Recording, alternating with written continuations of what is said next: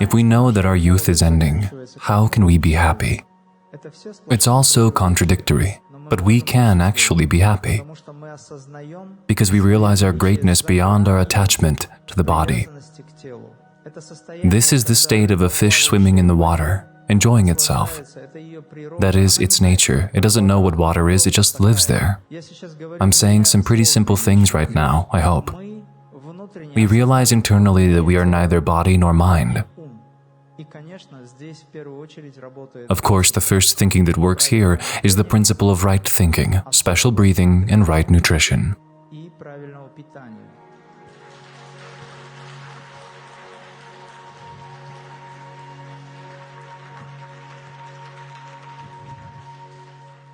Excuse me, I'm going to sit in the chair. I'm showing my ego. I'm towering over you. You see, stage plus chair, if it was any higher, I'd be sitting even higher. I'm kidding, I'm kidding. If we think symbolically, so I'm sitting higher not because you should see me, but maybe I'm some kind of mechanism, as an example that you should be higher and higher and higher.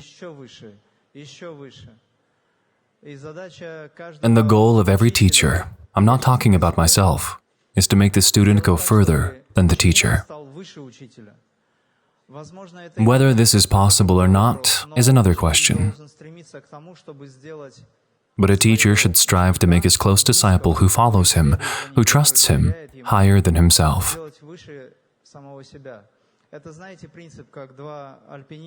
You know, like a principle of two climbers, one pulls the other up. They lift each other up. They climb up together. Just not to waste time, I will start by telling you what I talked about in the previous lecture when we met in another place, which was also very good. I talked about why we are here and what we should do. Everyone should be happy. Every human being in this life is looking for some kind of happiness. He is looking for some ways to be happy. For example, girls know very well what shopping is. If you have the opportunity, you go to the store, buy yourself beautiful clothes, beautiful jewelry, and become happy until the evening. In the evening, you fall asleep. In the morning, you wake up, and there are already new desires. Because there are other clothes in the advertisement, even more beautiful. And this happens all the time. Simply put, we are always in search of happiness. And this is the happiness that comes. I'm not saying we shouldn't go to the store. We should dress beautifully. We should speak beautifully. There are so many things we should do, and this world should be more beautiful, really. Everything should be beautiful. You are adorning yourself. You are making this body temple more perfect. That is also adornment when you are engaged in self-development. When you are engaged in spiritual practice, body-centered spiritual practice, you are making this body beautiful. But in the end, why do you do it? Because you realize that there will come a time when this body will probably age. We will turn into the old men and women, like our grandparents that we love and respect. But right now, we don't want that. Right now, we are saying we are young now and we have to seize the moment. What moment? How long will it last? How long will we be able to keep this activity? How long will we do some manipulation on the body, on the face, let's say? Is it happiness when we just seek happiness and lose it again and again? Kind of a sad note, isn't it? But we have to understand a very important thing. That the highest and the higher self or the highest consciousness gives us all the opportunities so that we can. Provided we have some attachment to the outer world, we can enjoy it. And he says, or this consciousness gives us the understanding that there is a never-ending joy, which is the main source of all other kinds of joy related to the body consciousness. Our bodies are made up of certain specific vibrations or energies. These energies, as such, cause changes in the body. Interaction with these energies is an influence on the body. What are these energies? They are the cosmic forces that formed what is called our body. Cosmic forces that are constantly forming the elements for our body. Now we are talking about prolonging life. Now we are talking about how to perfect our body. Now we are talking about something that is not a religion, but a science in which all religions are present. This science connects us directly to the highest consciousness. This is what people call God. The highest consciousness, which is the highest or the Almighty, which can be called the Supreme Consciousness, gives us the knowledge of how to understand this world, this law. In yoga, which is not an Indian system, so you understand, but thanks to the Hindus and their tradition, it was preserved at some point. By the way, here in the Caucasus, or in other countries, on other continents, the elements of yoga have also been preserved, but they are called differently. But all this is one law. This law is actually written in us, and this law is expressed as 5 types of energy. These are the elements of earth, water, fire, air, and space ether that make up our body. I am saying simple things now, I hope. We must realize that our body is a collection of atoms, molecules, cells, organs, and systems. If you want your body to be healthy, to live long, to be happy, because any unhappiness has to do with our body, with identifying with our body. We identify with our body, and then suffering arises. Because if we have a headache, we are not happy. If something happens to our body, God forbid, we are not happy. Am I right? So everything revolves around the body. But in order to learn how to influence the body, in order to help it, in order to achieve that great joy, you have to understand what it is. It turns out that there is a single presence of the highest, and this single presence of the highest has expressed itself as specific types of energy. These energies combine to form atoms, molecules, cells, organs, and systems.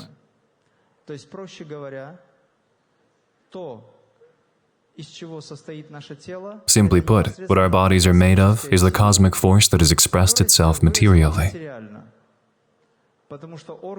Because organs and systems are the essence of cells, molecules, atoms, behind which there is this energy. It can be divided into 5 types, 5 elements. Behind these energies is the life force, prana. The life force prana is the highest vibration or subtle force, even further away from the external, metaphorically speaking. Behind it is the highest one himself, as the one who expressed the idea of existence of the whole world. And this is not a religious concept. You can remain religious people, and it is right for those who maybe do namaz, do worship. But for your namaz or religion to be more perfect, you have to learn to understand how things work. And through that understanding to come to realization, to realize your goal in life, to be happy. Because every human being wants to be happy, wants to live a long life, wants to enjoy life and realize that this magic is happening to them right now. It's a simple truth. Ask yourself a question about what you want in life, and you will begin to go through different areas of life in your mind. Then ask yourself the question, yes, I have decided what I want, this and that and that. Of course, there's also the financial question. Altogether, the social things, let's say.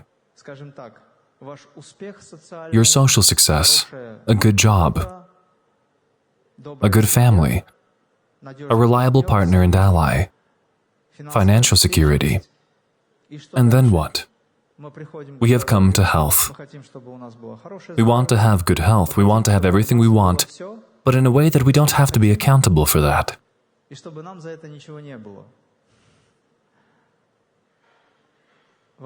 The question is, what is all this for? The answer is, when I have it all, then I will be happy. That's right. But when you have everything, you have to maintain it.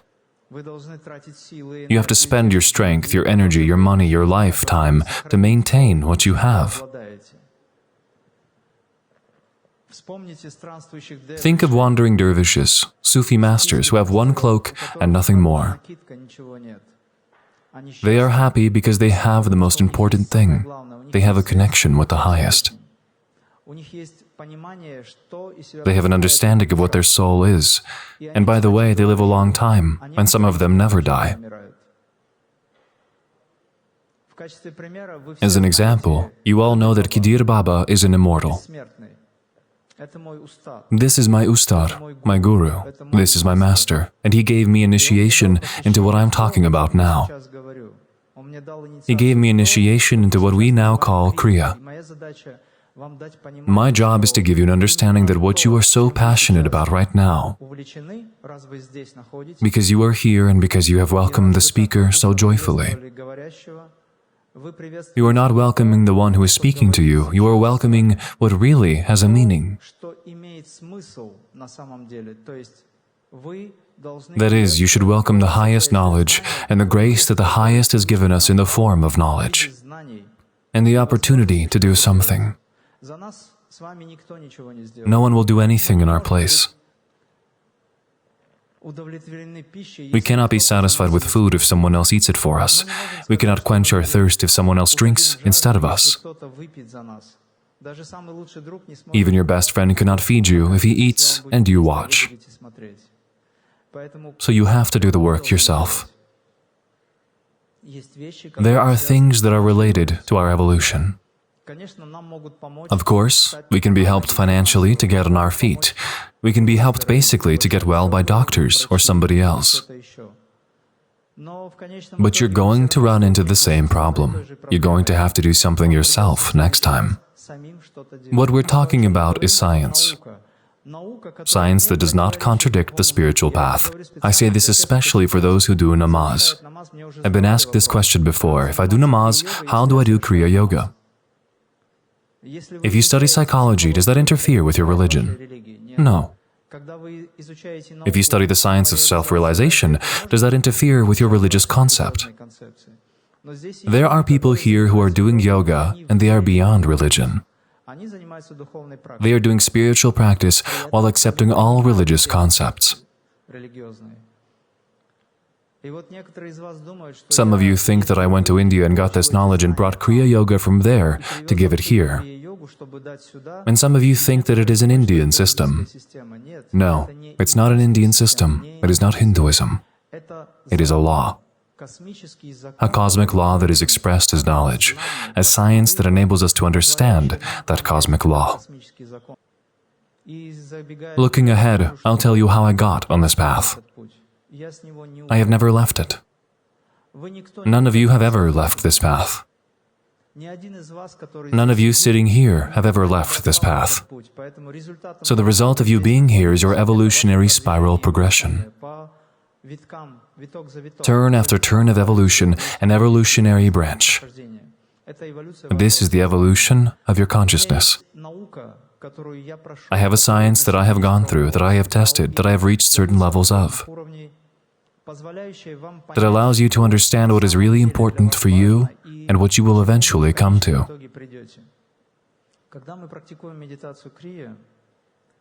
When we practice Kriya meditation, we create the conditions for our atoms, our cells, the consciousness of the cells to change. If a person has a fixation to be immortal, he works on that. If a person has a fixation to be long-lived, he uses Kriya techniques to live long.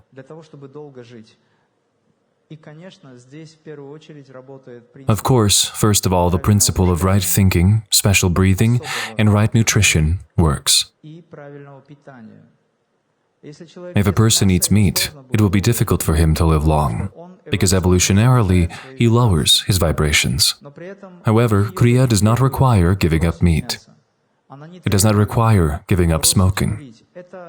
That is the challenge of every human being. But someone who has started to practice Kriya very quickly feels that he no longer needs to smoke, to swear, to eat meat. Because he changes. His consciousness is reorganizing itself completely, and his frequencies change. At some point, he begins to realize that he needs to wear more light-colored clothes, because the vibration of light-colored clothes easily conduct photons of light into space. And black clothing slows down or makes it harder for light photons to pass through. It absorbs, but it doesn't conduct. It's like concrete, for example. Concrete collects all the radiation from the street or space and passes it on to people who live near it. That's why concrete is not good. If you eat right, your body becomes more sensitive, more subtle.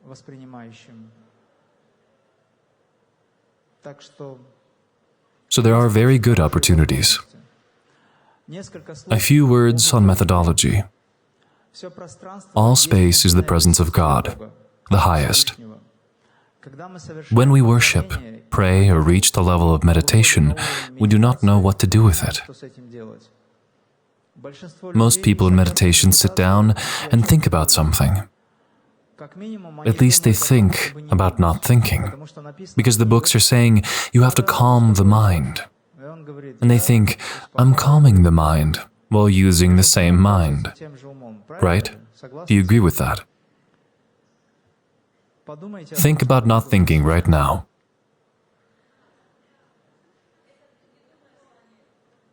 Don't think about the elephant, yes. There are two kinds of meditation. Meditation on the elephant and meditation on the absence of the elephant, on emptiness. Both meditations must be performed with the right way of entering.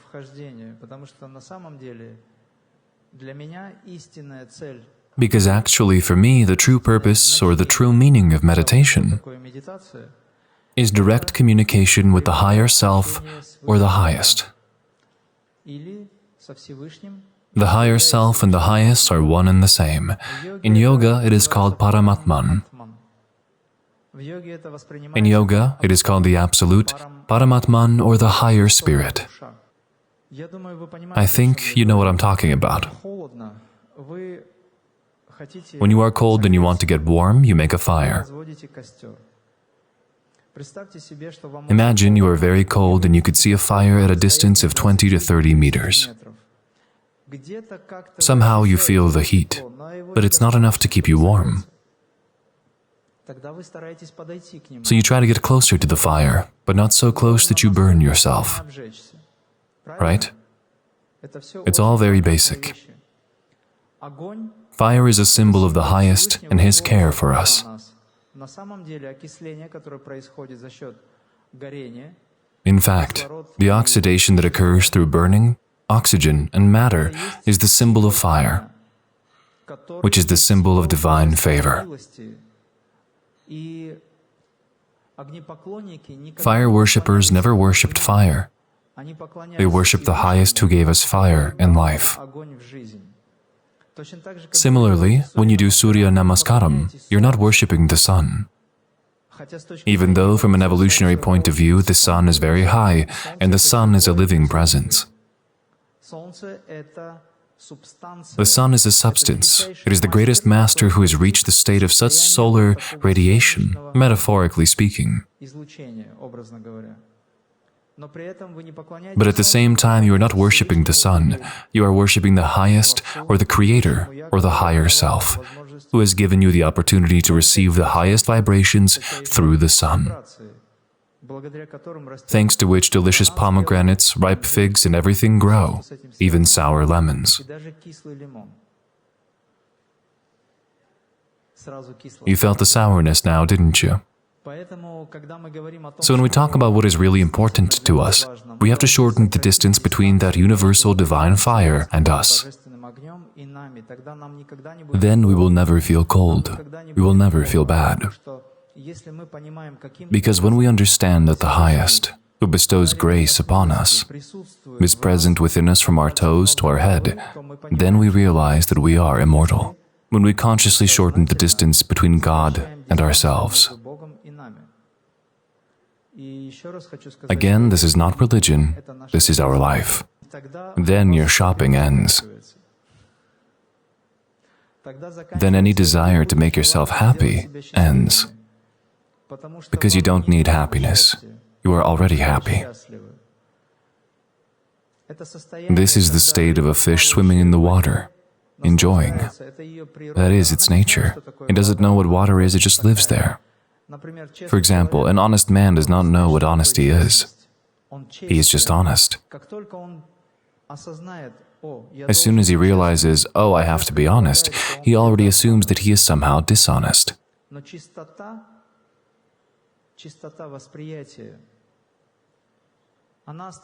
But the purity of perception leaves out the principles that are connected with dishonesty and so on. Let's take little children whose minds are not corrupted. They tell you stories. They're making it all up. You may think they are making it up, but in fact they are living them through. If they live it through, that means they don't make it up. They don't know what cheating is until we teach them how to cheat. That's what we do. Children don't cheat, they are just being themselves. Their minds are pure. But all of a sudden he came across an event called deception, and it looked like this. And he starts to realize that something is not right here. Stop the earth. I'll get off. So here is the principle. We enter the state of pure perception where there is no value judgment. I'm doing right or wrong, I am good, I am bad, this is bad, I am good, and vice versa. Here, the me-my principles disappear. Because in that state, you have no mind. You go beyond the mind. To hear the voice of the higher self or the highest, we have to go beyond the mind. How do you do that?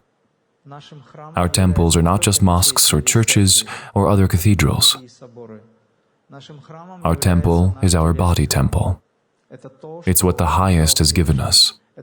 It is our greatest instrument. We have three main aspects to it. We can feel, we can see, and we can hear. As you are sitting right now, you're looking at me. You are looking and listening in appreciation, and you are also feeling. You are feeling different vibrations, the changes, everything that has to do with body sensation, perception. These three aspects indicate that you have a body temple. And you say, this is my body temple, this is my hand, this is my head. You don't say, I am the head, I am the hand. You say, this is my hand, this is my foot. Right?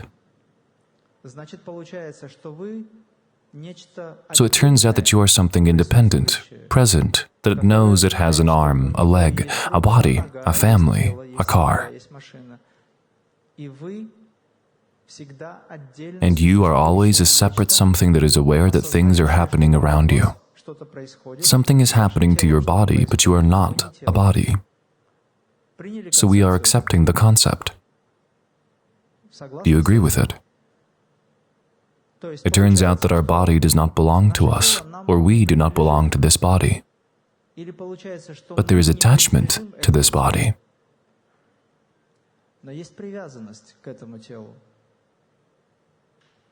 This attachment prevents us from realizing our divinity. That is the first aspect.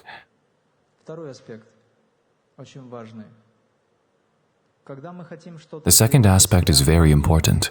When we want to do something for ourselves, we think. Thoughts come to us. We perceive these thoughts in some way and we say, yes, I thought about it and decided something. That is, I have performed an action by thinking, but the mind is not us. We just use it to think and to do something. Do you agree? So the distance between the body and the mind should be shortened. But the distance between you, the mind, and the body should be increased. I will now explain what I mean. It means that inside ourselves we realize that we are neither body nor mind.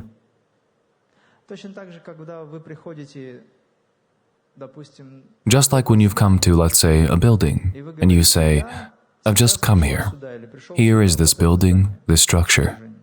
Then you will leave in a while. And when you leave, you will have no connection with this place, because you left. So this building does not subjugate you. You are free to come and leave. Your consciousness is free to come into the body and to leave the body, as it will happen at some point. But you have never been this body, and you have never been the mind. And you have never been dependent on the body and the mind. That's the first thing you have to understand. The purpose of your life, of all yoga, of self-development in general, is to enter a deep state of meditation, which means a high state of awareness. What for? Not to die and to be happy. When you enter the temple and close all the doors and windows, you are using the method of scientific concentration to switch off the five senses. This is incomprehensible to the mind. The mind fears it because the senses, I see, I hear, I touch, I smell, I taste. This is life. If you switch off the five senses, the mind disappears. But if you want to know who you are, you have to calm the mind and switch them off. Then you will know who you really are. When you realize who you really are, your life becomes flawlessly perfect, and you stop feeling the sense of fear that keeps you from living. For what keeps you from being in a state of eternal joy and happiness is the lack of understanding that you are the highest consciousness.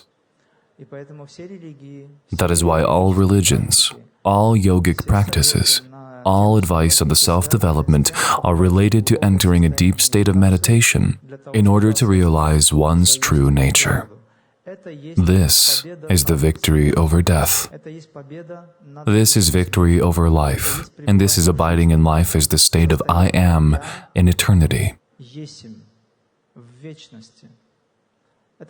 This is called a self-realized master who has attained the understanding that he is the higher self, yet he can remain in the body. He can continue to exist in this body to share knowledge, to apply principles, to feel compassion for this world. He continues to be here, but his body does not suffer, and he does not suffer. His body may suffer formally if he allows it. He may even take the sins of some people, but he does not identify with the body, but that means he does not suffer. That is the goal of yoga. That is the goal of what is called the path. To enter the temple is the ability to immerse the consciousness within oneself, close all doors and windows, use scientific concentration, switch off the five senses, and speak to the Father. Where the mind is, the voice of the highest cannot be heard. Where the mind is, you won't understand anything, because the mind always brings delusion.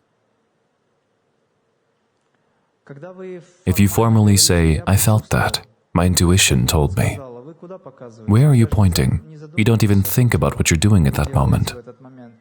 My intuition told me, and you are pointing at your heart. Why is that? All the people, whoever talks about intuition, points it here for some reason. No one says, I have a hunch. That's ridiculous. Nobody does that, right? Intuition isn't here. It's here. What is the heart? It's a symbol of the soul. What is the soul? The soul is always connected with the spirit. On the subtle plane, they are bound together, and this bond is never broken.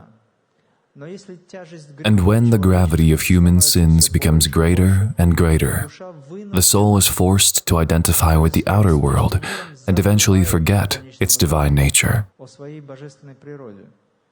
Then the human being perishes, first physically or spiritually, then physically and spiritually together.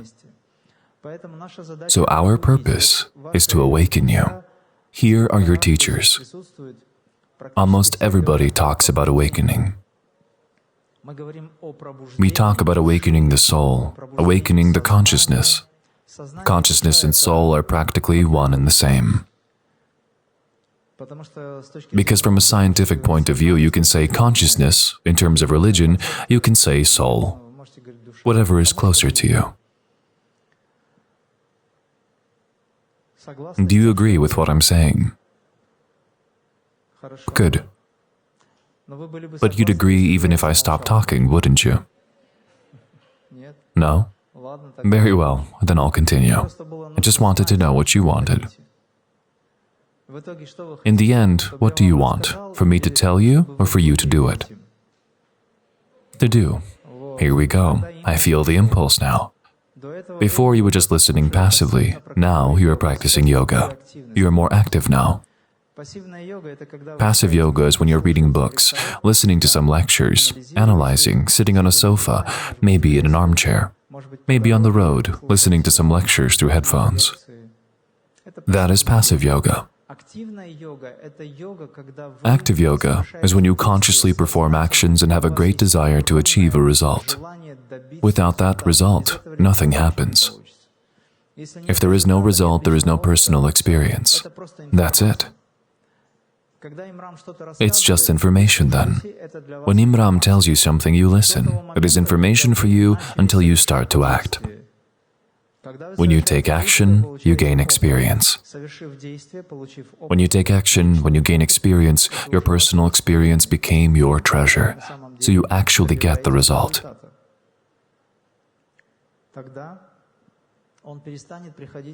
But then he will stop coming to you in nightmares and saying, get up, you have to study. Some people complain about that. Okay. Our bodies need attention all the time. Even now, when you are doing yoga, you are thinking about making your body painlessly perfect, and that is right.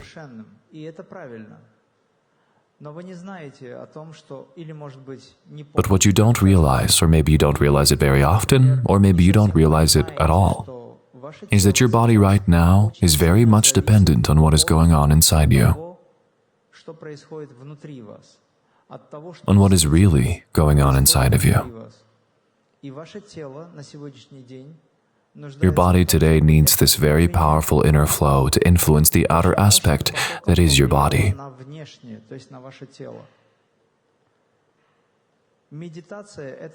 Meditation is a magic tool that allows you, while being in this state, to nourish this body from within over and over again.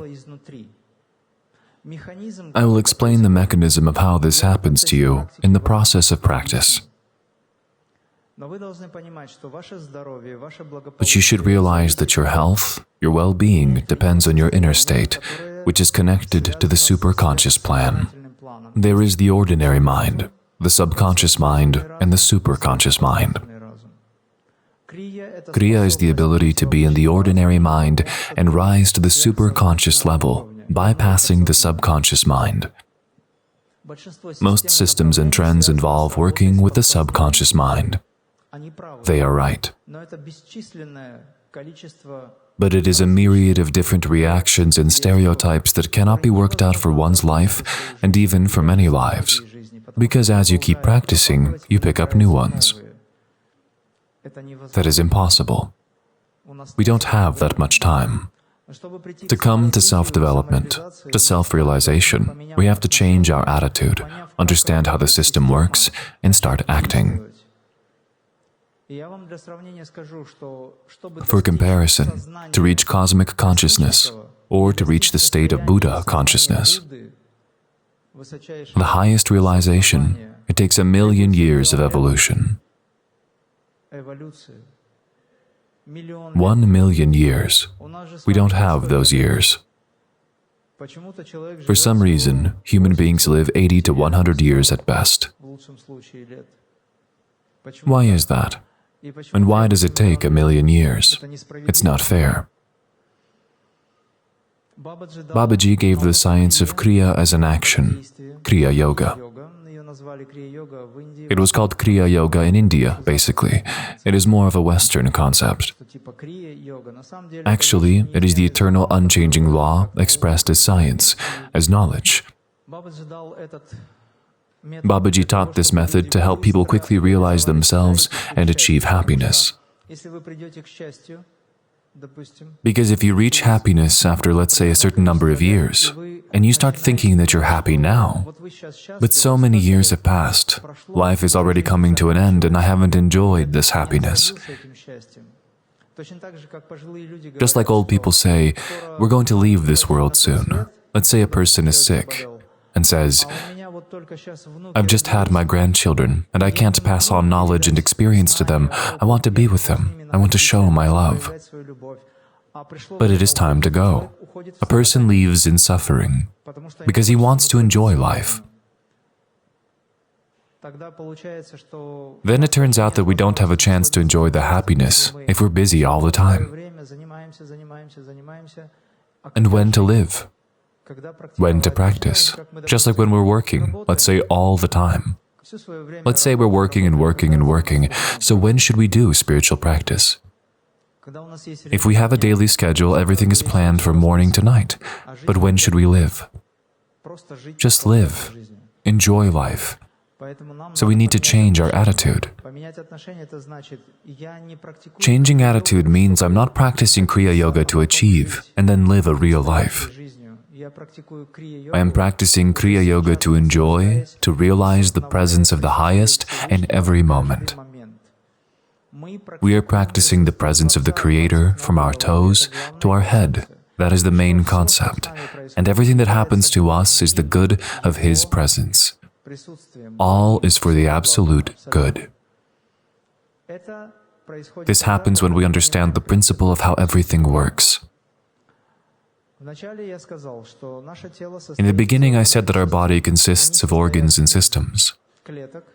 They are made of cells, molecules, atoms, behind which there are 5 kinds of energy: life force, prana, transcendental force, and the Creator Himself. It turns out that the Creator has expressed Himself as our body. Do you understand what I'm talking about? This is the scientific argument. He materialized your body. But He's beyond that. He is independent of it. He just nourishes our existence. He gives us breath. Every breath in and out is His presence. Every second, a powerful energy is sent out as a waterfall of light, and we live because of it. In one inhale and one exhale, a huge number of different changes happen in the body, and we sustain life. He sustains life through the breath. You know that if you stop breathing now, this body will not be able to exist. But yogis know how not to breathe for a long time as a result of a spiritual state. Therefore, in yoga, breathing is considered to be life, and the breathless state is immortality. But how we achieve it? Through the practice of energizing the body.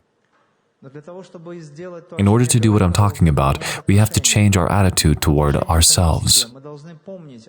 We have to remember that this body temple is the result of the work of the highest. That means the highest is present here. Why? Because He is everywhere. There is no space in there where He is not present. He is everywhere. And He manifests through forms. In this case, human existence is nothing but His grace. the grace of His presence. Do you agree? Prove me otherwise. Can anyone?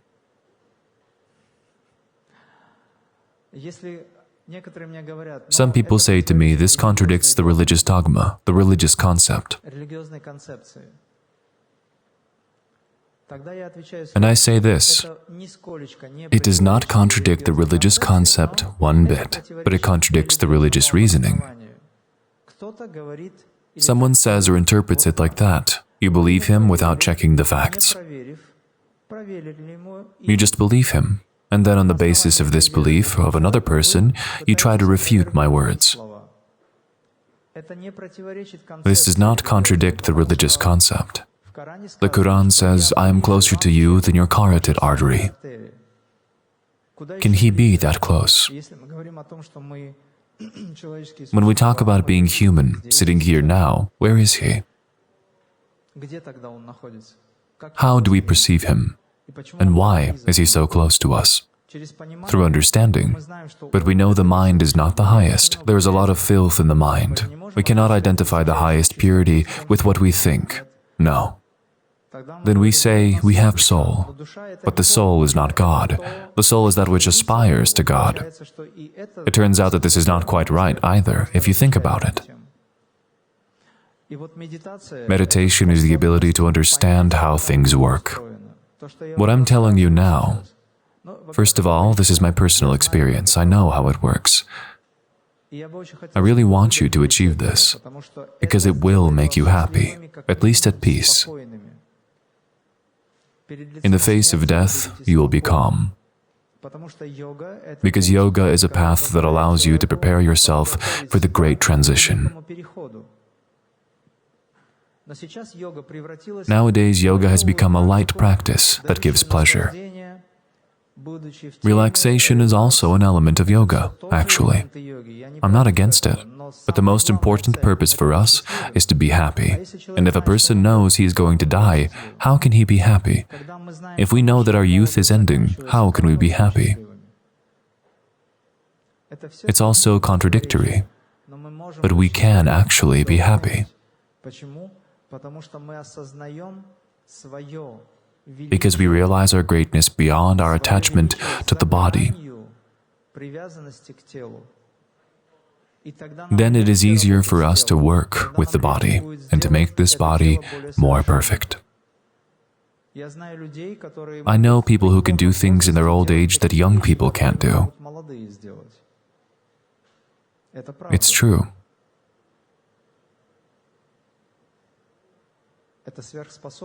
Super awareness and super power.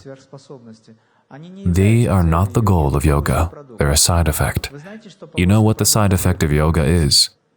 Absolute health. That is also a side effect, because that is not the purpose. The purpose is unity. From this state of unity, you can do everything. I tell you now, where there is the life force prana, there is always health.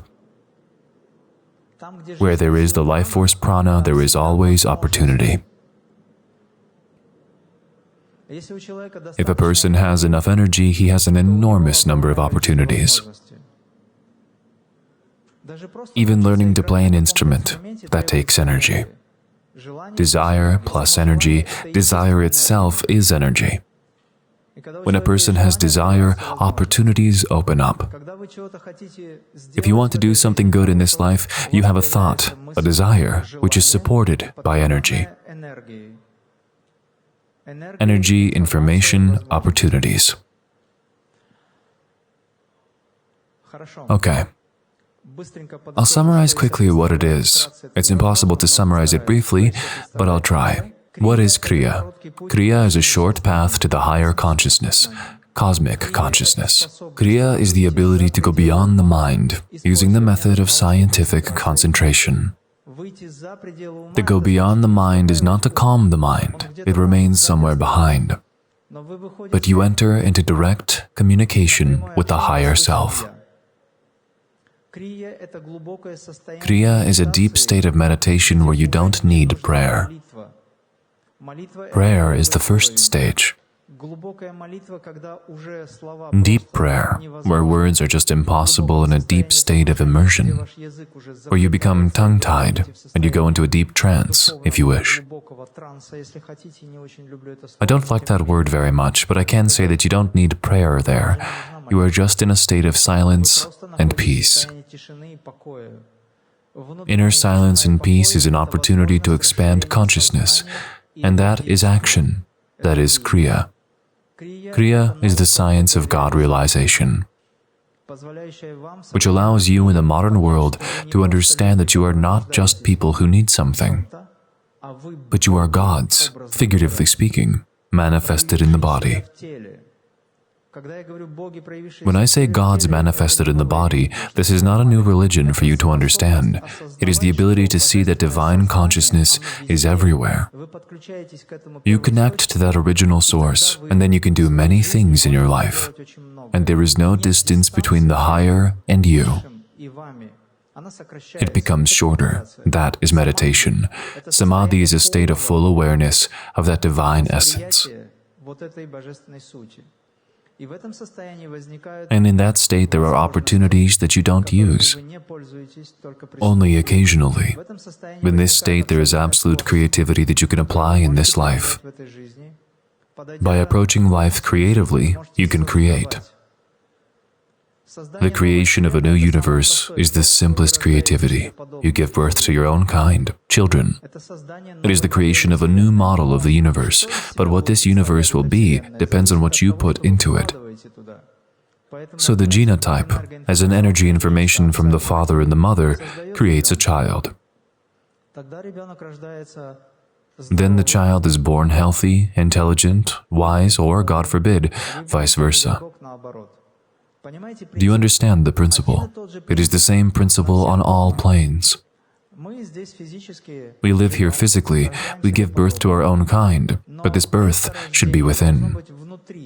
If you are awakened within, if you are born in the spirit, figuratively speaking, then the birth of the next universe will be perfect.